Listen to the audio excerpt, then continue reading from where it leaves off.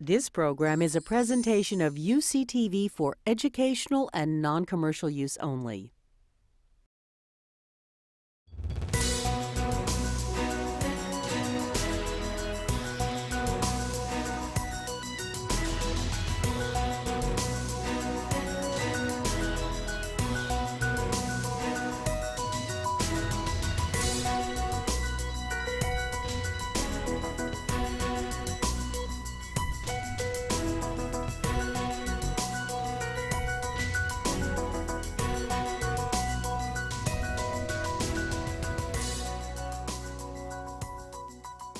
Marye Fox was named the 7th Chancellor of the University of California, San Diego in April of 2004 by the Board of Regents.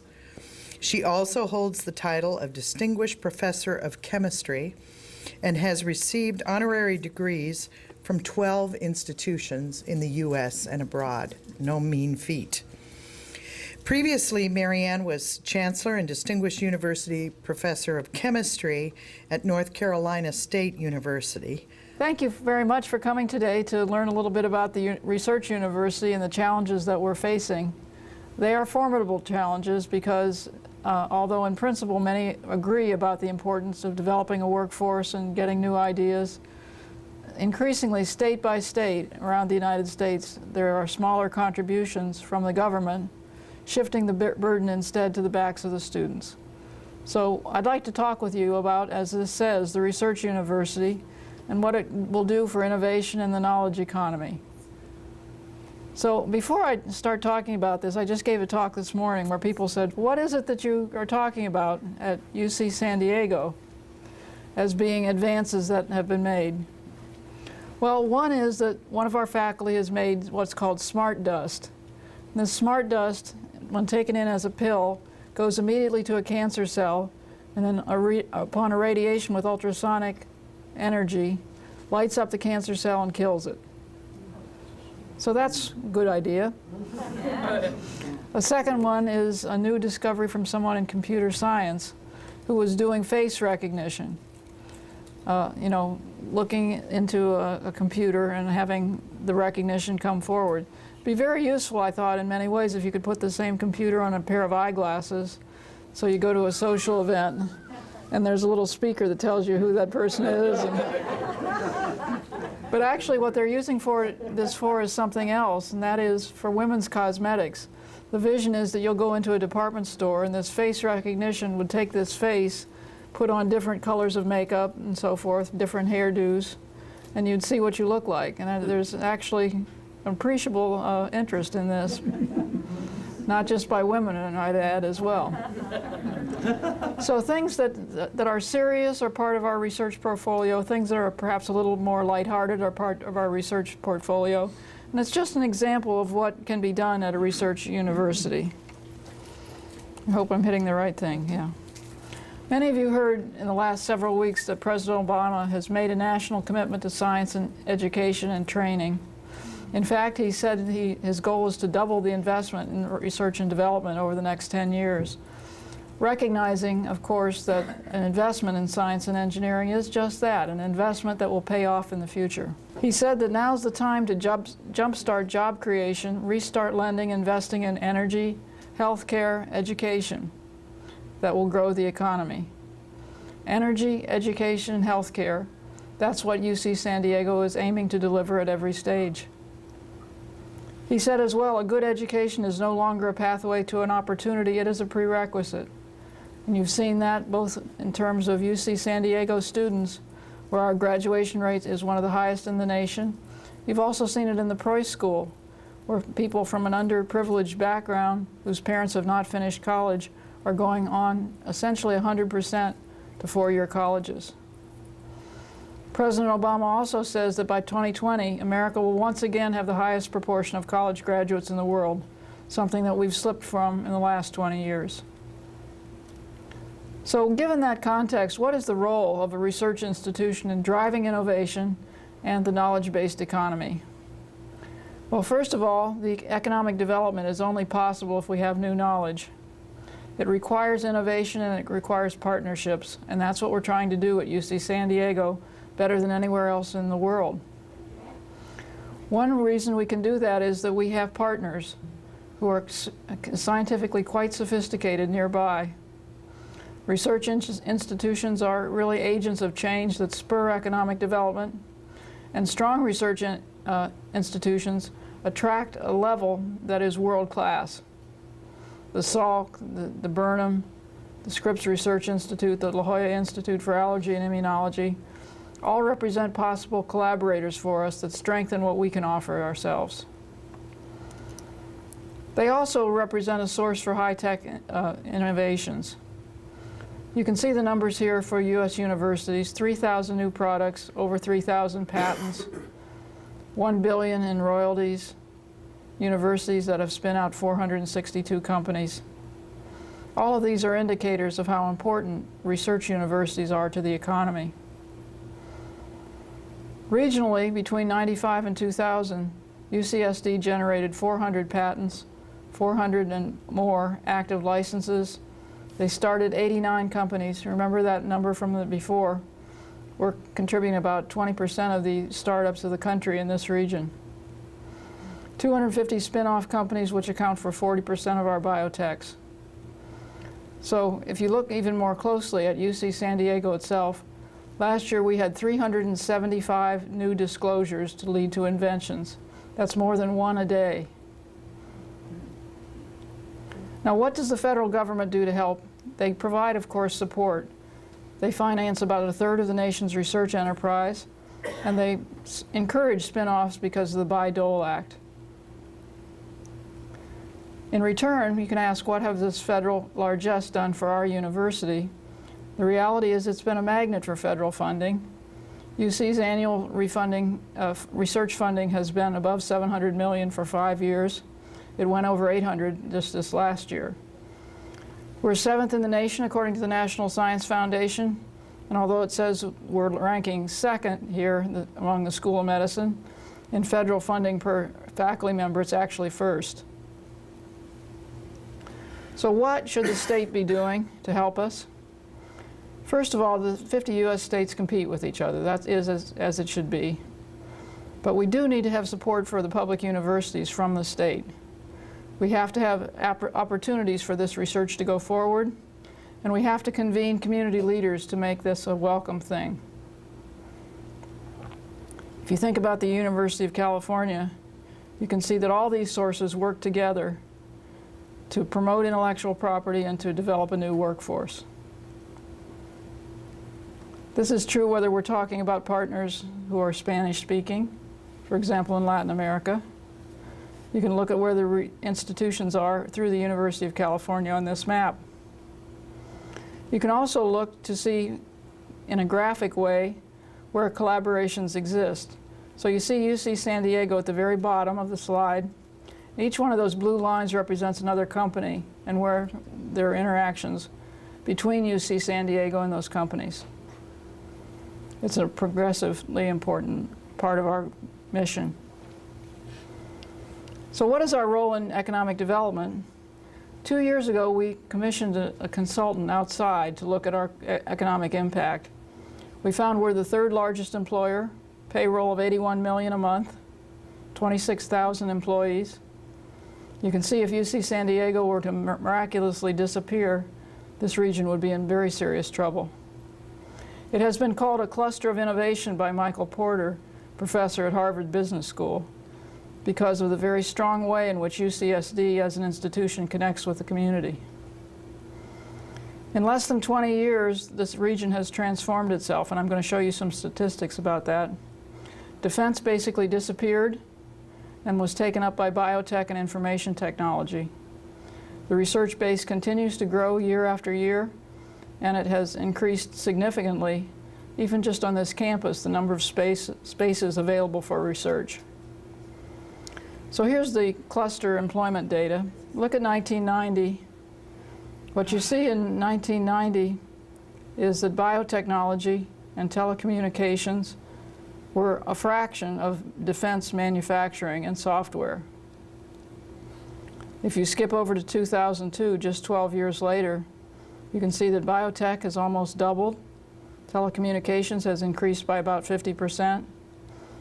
Electronics is flat, software has increased, defense spending is down significantly to about a third of what it was. So this is what clusters allow you to do. There's some stability and fungibility from people who participate in the industry clusters and can move from one to another. Now, why is this so usefully conducted in San Diego? It's because collaboration takes place here. It's very favorably regarded.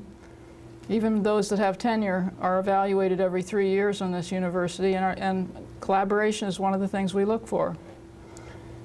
That collaboration requires research, it requires ability of the researchers, and it requires an investment. Research, talent, and money. Here's what the Mesa looks like. The purple part is UCSD. It's surrounded by green dots. Those are our research partners. And you can see that they are not randomly distributed throughout the county. They are right on the edge of UCSD. Let's look at biotech. In 1976, you see on the left side Hybritech, the first such biotech company. Fast forward to 2006, 30 years later, and we have pharma and biomedical investments all over the campus. Do the same with wireless. 30 years ago, all we had was Linkabit. Linkabit was a precursor to Qualcomm. And if you look at the wireless companies in 2006, you can see a wide dispersion of such companies throughout the San Diego County. Again, not routine, not randomly distributed at all, concentrated at UCSD. So if you look at the high technology history of San Diego County, you go back to 1955 with General Atomics. You talk about Salk and their decision to come here. You talk about Hybritech, which I just described to you. One of the most important things that happened was that in 1985, UCSD Connect was formed. And soon thereafter, Qualcomm was formed, and the jobs just began to take off. There was a boom. So putting together money and talent and ideas allows just this kind of red line to take place, so that by 2000 we were really being noticed worldwide for the investments which were being made here. So if you look at what's happened, San Diego is a place where technology has converged. Bioscience companies, telecompanies, all of these interact with each other and to some degree can go back and forth. That is, we've grown in basic research, we've grown in the ability to collaborate. We have 2 major new clusters over the last several years that require a workforce that are well trained, not only by UC San Diego, but also by San Diego State and our community colleges. And we've established strong linkages through UCSD Connect. So what else can universities do to benefit the economy besides research? Well, first of all, they generate knowledge. That knowledge is used by anyone who's in the innovation business. Secondly, they have a growing population of educated people who improve the quality of life. Third, they have technical skills outside of science and engineering, the things that are needed to make a successful business. And fourth, they're able to codify that knowledge by using information tools that didn't exist several decades so that it can be transferred more effectively. And finally, we do this in an ethical way. We have a creative culture that supports the activities which I've just described. So if we talk about science and technology commercialization, we know that we have to have products, but then we have to do something else. We have to have markets, we have to create new markets, we have to invent the companies and cause these companies to go forward, creating wealth and well-being for our people. We know that we can only do that if we have an international plan. And it's true that not only UC San Diego, but virtually every major research university is embracing globalization in some way or another. Nations are investing together so that collaborations are not within one small area, but are worldwide. And increasingly, universities are collaborating and cooperating rather than competing all the time. San Diego, as you know, shares a border with Mexico. And until the recent spate of violence, we had a tremendous position in trade balance with Mexico. Hope that'll be restored soon. How can research universities work to optimize this? Well, one is to make sure that we understand that this is an investment, and it's an investment that also leads to peace with other regions. So interinstitutional exchange of faculty and students becomes very important, not just this, what used to be sort of an upper class thing that you went to Europe in your third year. Now study abroad really has content, and it's almost required for a good position after graduation. How can they work in Latin America? Well, they can develop high-tech clusters where Latin America contributes knowledge base as well. They can create international companies that will share and participate actively in trade. They can innovate and develop new ways of thinking about innovation. So how can research universities commercialize? Well, it requires an investment, and intellectual property that is invented in one country or the other can be shared if investment is made correctly. A while ago we had a visit with Columbia. The government of Columbia wanted to collaborate with research, and indeed what they've done is paid for 12 postdoctoral fellows to come to UC San Diego so that we can do things that are use the resources of Columbia in a much better way. That is, if we share facilities, we might have a common framework for understanding each other much better than in the past. And it might be coordinated with other countries in Latin America. So what do we, as senior leaders of an institution, have to do in order to think about going forward? We need a clear vision for the campus. I believe the campus does have that. They understand what it means to be a research university. They've tried to build the trust with the citizens of California, and I know many of you are quite disappointed that the vote just 1 week ago didn't step forward for the universities. We have to involve the campus in decision making. We have to remain committed to academic values and respond as we can, keeping our people well employed. The competencies that are necessary to achieve this are, first of all, recognizing that creating value is a good thing. This is something that certainly wasn't the case as few as 20 or 30 years ago.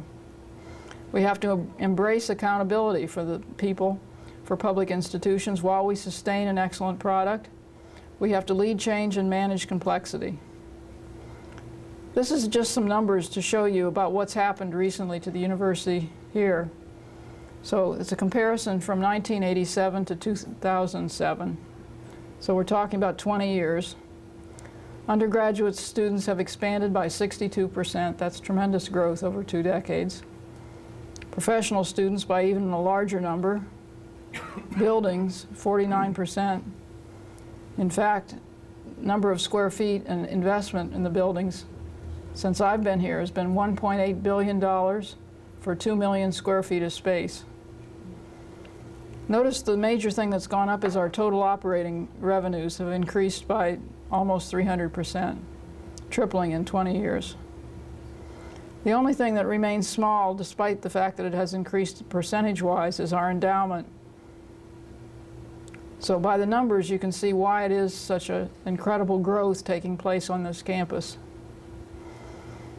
We do so by planning for the 21st century to be different than the 20th. We have to define the future, whether we're talking about economic, environmental, or regulatory factors. We have to know what our strengths are and focus on creating value. We have to be agile and have to manage through change, through difficult times financially. And you'll see in the next several years whether or not the administration here is of this type. We anticipate the future and look hard about ways in which it can be achieved. Now, there's also demographic changes that are happening rapidly now. We know very well that more people will live longer. Global fertility is going down below replacement, especially in North America and Europe. And that means that those from the southern hemisphere are going to be dominant in the world view. All age categories other than 0 to 19 will grow. Here's a striking statistic. By 2010, recall that's next year, 40% of our workforce will be retirement eligible, 40%. and recognize as well that developed countries are aging faster than undeveloped countries. These are all statistics from the census. Another thing I think you should look at is that depending when you were born, you have different attitudes. So many of us in this room are in what is called the silent generation there at the top left. You're born before the completion of World War II. You had a strong work ethic and you remained committed to one company. That certainly describes my father. The baby boomers, I was born in '47, so I'm one of the oldest baby boomers, is a me generation. They were work-centric, they enjoyed life. But now we have Generation X and the millennials who are even more different. Generation X, born after '65, those who don't remember the assassination of John F. Kennedy, for example, tend to be family-centric. They job hop. Money is a primary motivator, and they value diversity, something that was not a factor really for the silent generation or the baby boomers. And the ones that are coming through school now are different from Generation X. They're quite family-centric. They want work-life balance. They're affluent, and they're prone to negotiation. So what are the realities? This is from a company that I've worked with in the past, Boston Scientific. They found that they are not able to obtain the kind of racial diversity that they'd like, and as a result, they're less attractive to these younger people coming into their career. Diversity is greatest in non-exempt populations, that is, lower paid workers, and programs that do not highlight generational differences don't develop at the same rate as those that do. So if we want to attract young people into a particular business, we've got to develop talent by interacting with someone who's been there. We have to focus on total rewards. We have to allow work arrangements that are flexible for them to have the kind of skills and competencies that they want to contribute to social responsibility. What have we done here? Well, in order to address all these questions as a managerial technique, we've followed what I've called the 3 I's: interdisciplinary work, international work, innovative work. By interdisciplinary work, what I mean is people from different disciplines. For example, medicine, someone in medicine might work with someone in computer science, or someone in literature might work with someone in biology. They do new and interesting things in new and interesting ways. International, what I mean is that we have study abroad programs with lots of nations, I think 26. We also have organizations that bring together particular partners where we've focused, and those are going forward. Innovation, we're looking at ways in which we can develop and commercialize new products based on our intellectual property.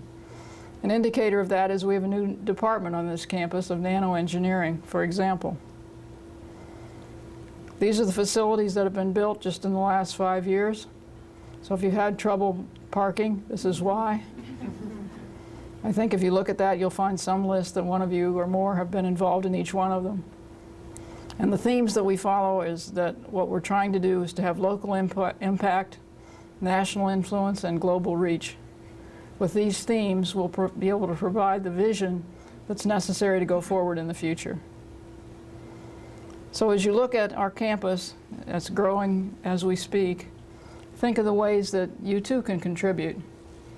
Think of the ways that you can spread the message about the importance of the research university to prosperity in the 21st century. And think about ways in which the interaction between different generations leads to a new way of managing this impending growth. Thank you again for coming today, and I'd be pleased to answer any questions you might have. Can you comment on the state's budget situation and what that's going to mean to the university? And does the success of the fundraising a few years ago impact that in any way? Okay, the question is, does the state's budget crisis impact the university, and how does it do so? And how has philanthropy over the last several years allowed us to get over that bump? Well, first of all, the number that we were looking at as a cut for the University of California before last Tuesday was $322 million for our 10 campuses. It's almost beyond what you can believe, can think about. Part of the strategy was that we might be able to convince the Obama administration to give $510 million over 2 years that would have mitigated that loss. So we don't have the answer yet from the stimulus plan, but we're hoping that it'll mitigate some of the loss. Nonetheless, the fact is that last Tuesday's election doesn't allow us to stay on that trajectory, and we're going to have to go deeper than that. Probably we're going to be cutting on the order of $30 million from our budget here. And you know, when I talk about one number and then another number, recognize I can't just convert money that's given for one purpose to another. So for example, if you as a donor decide you want to give money to the theater program, even though I recognize that I may have a larger need for biology labs, your investment is going to stay in the theater program because it's not fungible. So although we have $1 billion raised over the last 7 years as part of our capital campaign, very little of it is uncommitted and free for distribution. But that which is will be saving us very much. So what I'm asking for you today, those of you who have legislative contacts, be sure they understand how important the research university is. And if we were to simply disappear, the region very likely would collapse economically. Yes, sir. What are the prospects, if any, for a School of Architecture and a School of Law to be part of UCSD? Well, you know, when I first accepted this position at UC San Diego, I started getting mail. And I kept piles of which issues. The first issue was, when was I going to start a football team? The second issue was, when was I going to start a law school? And the third issue was, why don't we have an architecture school? So first of all, recognize that in tight times when you're number 3 in such a very casual poll, you have to have a compelling reason for doing so. So the architectural community has not come forward nearly as much as the football community, nor the law community. I can tell you the football community is not going to win. It's too much of an investment that we don't have the money for right now, even from someone like me who grew up in Canton, Ohio, 2 blocks from the Pro Football Hall of Fame. Football is not going to happen while I'm chancellor anyway. The second, however, about law, Cal Western School of Law has collaborated with UC San Diego for many years. We have lecture series together. We have a joint program for a master's degree that involves legal expertise and medical expertise. So they would be a logical place to start thinking about a school of law. In fact, there has been a proposal which is being considered by our faculty, which requires full analysis of the fiscal consequences in particular, but also of the quality of faculty. So we're in the process of studying it. I wouldn't hold my breath, but there is a possibility that law might happen. Chancellor Fox, on behalf of the Osher Lifelong Learning Institute, I'd like to thank you for being here today. It's my pleasure. Congratulations.